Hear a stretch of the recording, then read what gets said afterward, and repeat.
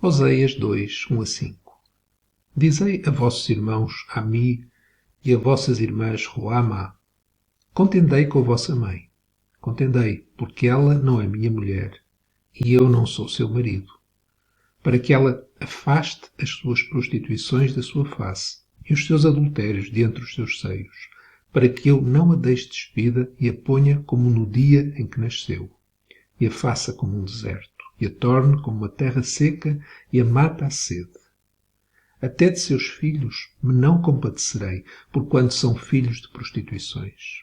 Porque sua mãe se prostituiu, aquela que os concebeu portou-se torpemente, porque diz: irei após os meus amantes, que me dão o meu pão e a minha água e a minha lã e o meu linho e o meu óleo e as minhas bebidas.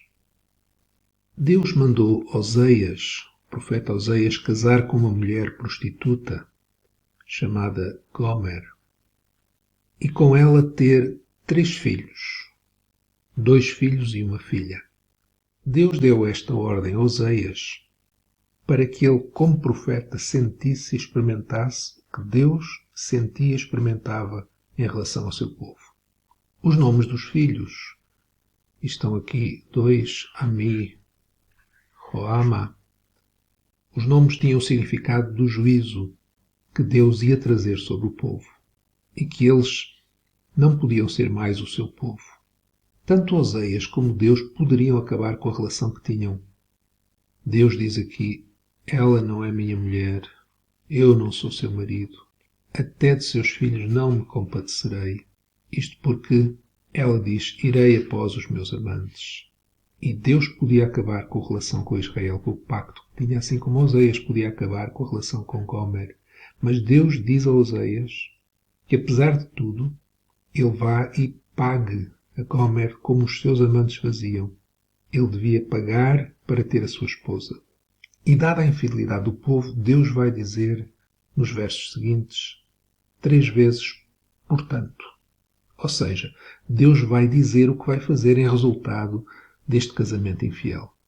E o primeiro portanto está no verso 6 e continua nos versos seguintes e diz assim: portanto, eis que lhe cercarei o caminho com espinhos e contra ela levantarei uma sebe, para que ela não ache as suas veredas. Deus vai fazer isto com o seu povo porque o seu povo não reconhece Deus como o provedor de todas as coisas. E então Deus vai fazer tudo na vida do povo, e podemos dizer também na nossa vida, para que não possa de forma alguma ser encontrado um caminho de felicidade com os ídolos. E por isso o Senhor diz que cerca o caminho de espinhos, levanta uma sebe, para que ela não encontre as suas veredas, o seu caminho com os amantes, com os ídolos.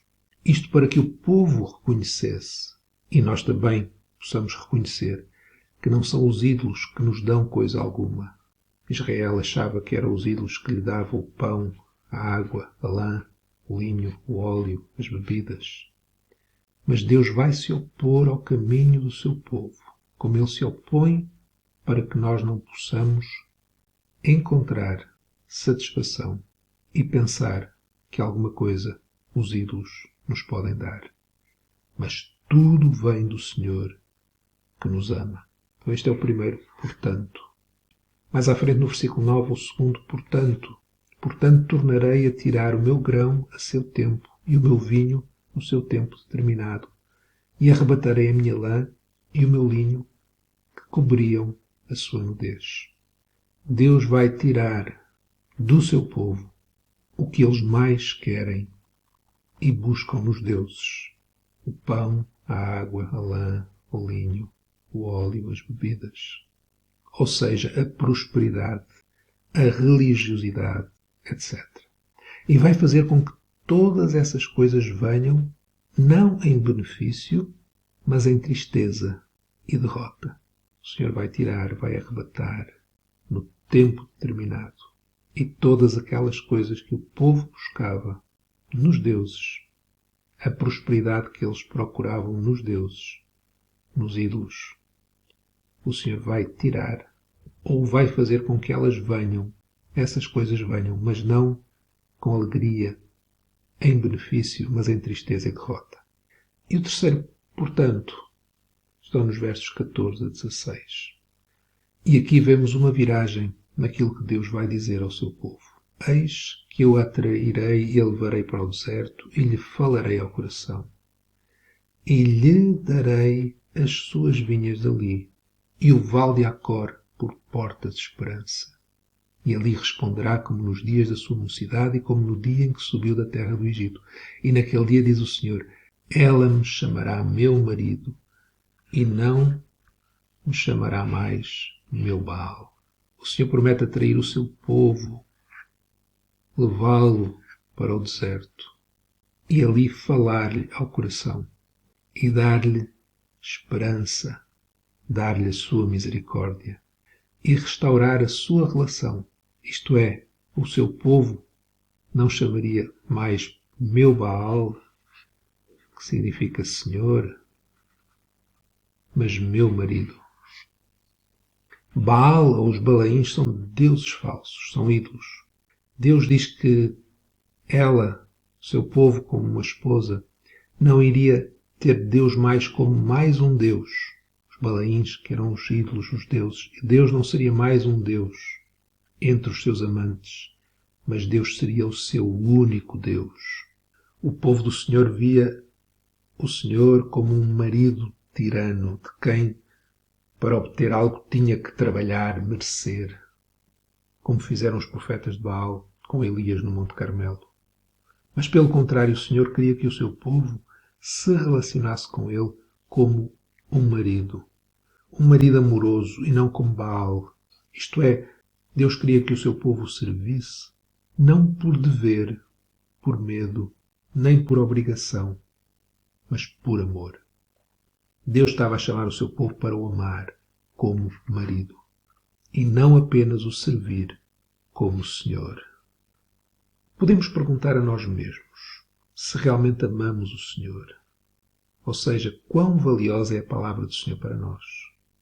Quão importante é passar tempo na presença do Senhor em oração.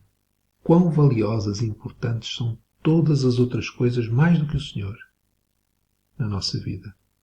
Mais do que a sua presença, mais do que a sua palavra, do que o seu amor. Deus exalta-se neste texto como o Deus supremo, maravilhoso, ao perseguir sem desistir o seu povo que é infiel para com ele. Quando Deus avança assim de uma forma amorosa para conosco, não é bom resistirmos ao seu amor. Mas quantas vezes resistimos à sua chamada para o amarmos, para estarmos diante dele, para o contemplarmos, para falarmos com ele. Muitas vezes resistimos a isso através daquilo que chamamos servir ao Senhor, que não são mais do que um conjunto de atividades feitas com as nossas capacidades para podermos no nosso interior dizer já fizemos, já obedecemos e agora podemos voltar para os nossos amantes, para aquilo que na verdade nos dá prazer. Mas Deus não desiste de nós, como Ele fez em relação ao seu povo. E Ele vai fazer tudo. São os seus portantos. Portanto, Deus vai fazer tudo para que possamos viver só para Ele.